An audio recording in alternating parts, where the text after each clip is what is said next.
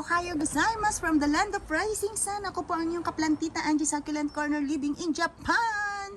Hello mga kasis, good morning. Andito na naman po tayo sa ating munting hardin, sa ating munting corner. At ang ganap po natin today ay magripat ng babies.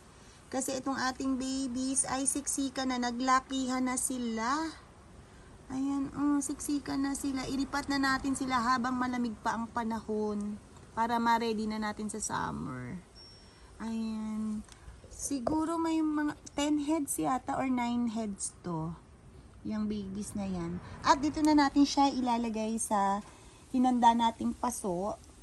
Bago po ako magtanim, share ko na lang din. Gumagamit po ako nito para sa mga insect. Ayan. Sa mga nakatira po dito sa Japan, maganda po itong gamitin. Ganyan po siya. Actually, naglagay na ako, nagbubud na ako, pero pakita ko rin sa inyo kung ano yung itsura niya sa loob. Medyo maamoy lang ito mga kasi maamoy siya talaga. Ganyan siya, oh. Yan. Ganyan yung itsura niya. Pero effective to. Tapos ayan, pwede nyo ihalo sa lupa. Naghalo na ako kanina eh, pero ayan, budbudan uli natin para makita nyo. Yan sa mga mealybugs, ayan sa mga kalaban natin, mga insekto sa garden. Ayan, ganyan lang siya, ganyan. Ayan, ilipat na natin itong si Maria X Black Rose. Siksik na talaga sila. Ayan, nakabunot na tayo ng isa. Ayan, nakabunot na tayo ng isa.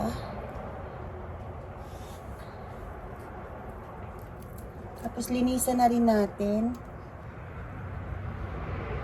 Ayan, sige, dito natin ilagay sa gitna. Ganyan lang. Tatanim lang natin yan dyan.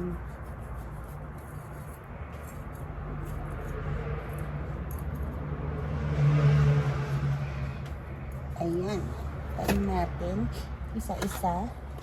Kuha pa tayo uli ng isa. Ang sarap sanang bunutin ng buo, kaya lang hindi ko siya mabunot ng buo. Yung isang ano ko. Kailangan talaga natin siyang isa-isahin. Ayan. Ayan. Na-deform na yung ibang dahon niya. Ayan, hinisin lang natin. Ayan, naka 2 heads na tayo. Ayan.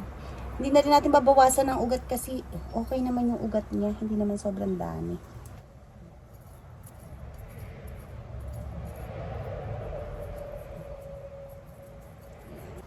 Ang laki.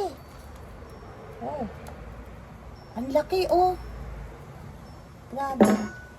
Ang laki niya. Yung pinagtaniman ko sa kanila dito mga kasis, maraming rice hull. Ang laki-laki. Nakakatuwa. Ayan mga kasis, binunot ko muna lahat para mabalance natin yung pagtatanim. Ayan, bunot na. Ang lalaki. Ito, oh. Ayan, mayroon lang tayong ito. Baka idikit ko na lang tong maliit na to. Kasi maliit siya. Unahin nating itanim yung malalaki. Ayan, itatanim ko muna mga kasis, tapos babalikan ko kayo.